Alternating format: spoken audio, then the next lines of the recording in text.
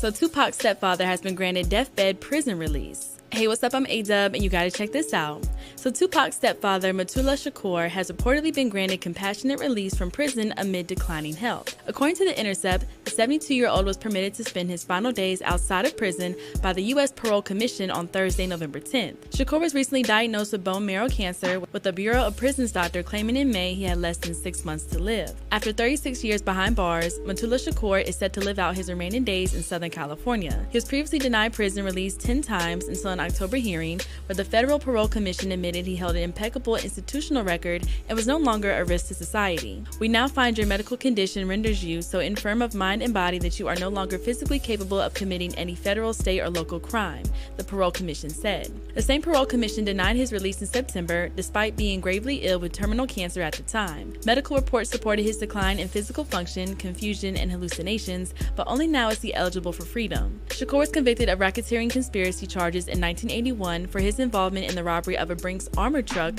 where a guard and 2 police officers were killed.